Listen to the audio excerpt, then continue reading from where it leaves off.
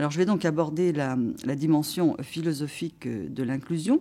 Je dirais à la fois philosophique et éthique, enfin justement. Donc l'inclusion, pour moi, c'est aussi une posture. Hein, voilà, c'est-à-dire une posture philosophique que je vais essayer d'expliciter, qu'on peut très bien définir comme le fait non seulement d'accepter, mais aussi de respecter les différences, toutes les différences, et quelles qu'elles soient. Hein, pas seulement les différences liées au handicap, hein, ça c'est une chose, et bien sûr que voilà, il faut accepter bien sûr ces différences-là, mais accepter toutes les différences, et au lieu de les considérer comme des obstacles, parce que c'est quand même encore comme ça qu'aujourd'hui elles sont majoritairement considérées, eh bien les considérer plutôt comme un enrichissement. C'est-à-dire que c'est vraiment là une façon de voir les choses un petit peu différente. Parce qu'aujourd'hui, voilà, dans notre système, on aimerait bien que les classes, elles soient le plus homogènes possible. Voilà, si elles sont un peu trop hétérogènes, alors là... mais c'est vrai qu'avec les effectifs qu'il y a, c'est pas évident non plus. Donc, mais il faudrait peut-être revoir un petit peu, là, justement, ce fonctionnement. Donc, considérer les différences, non comme des obstacles, mais comme des occasions d'enrichissement. L'inclusion, c'est aussi, bien sûr, c'est pas facile. Hein, c'est-à-dire que c'est bien beau, là, on pose ce principe d'acceptation et de respect des différences. C'est plus facile à dire qu'à faire. C'est pas facile d'accueillir les différences, de les comprendre, de les prendre en compte, de les respecter. Ça, c'est toute une éducation aussi, justement. Hein, voilà, il faut avoir été éduqué à cette acceptation et à cette prise en compte des différences. Et puis, il faut aussi comprendre que c'est un défi permanent. C'est-à-dire que, voilà, je ne vais pas me dire une fois pour toutes, bon, ça y est, allez, maintenant, à partir de maintenant, j'accepte toutes les différences. C'est pas si simple. C'est-à-dire que je vais me trouver, en effet, dans des situations parfois extrêmement difficiles.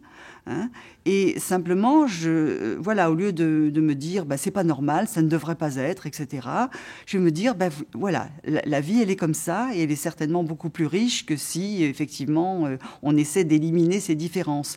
Essayons plutôt de les accueillir, de les comprendre, de les prendre en compte. Et si on le fait en tant qu'enseignant, eh bien, on incite bien évidemment les élèves à faire de même et on les éduque en effet à la différence, comme c'est dit clairement dans la loi sur la refondation de l'école. Donc ça, il faut l'expliquer, je pense, aux enseignants, encore une fois, parce qu'on est dans un système qui n'a pas cet état d'esprit. Voilà, cet état d'esprit nous est encore assez étranger. Et je vous montrerai un petit peu plus tard, d'ailleurs, un petit film québécois, parce que je pense que là-bas, ils sont quand même beaucoup plus avancés que nous. Et je pense que c'est surtout dans ce petit document que ce que j'appelle, moi, justement, la posture philosophique apparaît le plus clairement. Voilà, c'est un état d'esprit. Et on le sent tout de suite chez les personnes qui s'expriment. Indépendamment de ce qu'elles disent, elles ont cet état d'esprit inclusif. Voilà, ce que nous n'avons pas encore complètement. Hein. C'est à construire. Voilà. Donc c'est un défi. C'est aussi un travail collectif, c'est-à-dire c'est vrai que on peut pas faire ça tout seul. Hein, je pense que on le fera d'autant mieux si on est dans un système inclusif, c'est-à-dire si d'autres aussi le font et nous accompagnent, et si on peut s'appuyer sur d'autres, et notamment d'autres professionnels pour le faire.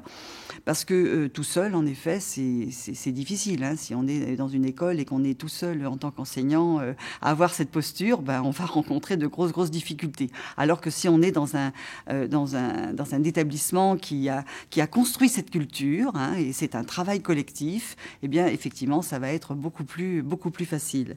Donc, il y a un aspect travail collectif, partage, échange, cette volonté, effectivement, non seulement d'accepter, mais d'aider hein, tous les élèves, quels qu'ils soient, et d'accepter aussi tous les acteurs, hein, pas seulement les élèves, mais tous les acteurs, aussi bien les autres professionnels, les parents, etc. C'est vraiment bon. L'inclusion, c'est c'est l'esprit d'ouverture. Hein.